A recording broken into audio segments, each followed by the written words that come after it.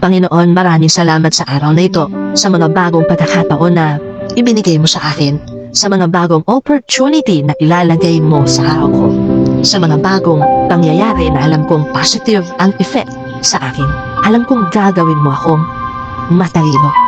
Dahil hindi iisa ang mga pagkakataong kailangan kong magdesisyon, kailangan kong mag-isip, kailangan kong magbigay ng matalinong salita. Dahil maraming mga problema na nasa harap ko ngayon, Lord. Turuan mo akong huwag maging emotional sa bawat pangyayari sa aking buhay, Lord.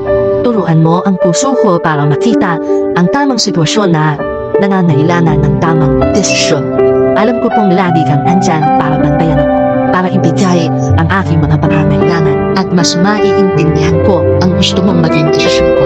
Please, Lord, always clear my mind. Always provide me with peace. Bigyan mo ako palagi ng madiskarteng pag-iisip. Bigyan mo ako palagi ng malinaw na isip para makita ko ang lahat ng options ko, lalong-lalo na sa oras na kailangan ko ng mag-desisyon. Pananatilihin ko clear ang aking connection sa Lord para wag akong maligaw, para wag akong malagay sa alanganin, para wag akong malagay sa mas matindi pang problema. Ibigay mo din ang mga tamang-tamo na tutulong sa ibinigay mong desisyon para sa akin.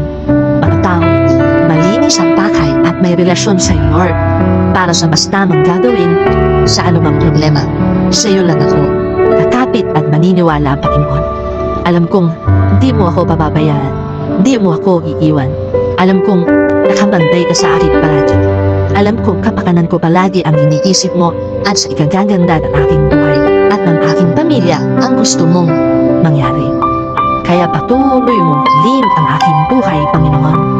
Patuloy mong bigyan ng magandang way sa araw-araw. Patuloy ko pong tatanggapin ang lahat ng plano nyo sa aking buhay. Kasama din po ng aking dasal na ito na alagaan nyo din po ang aking bayan. Hilin nyo po ito sa tama.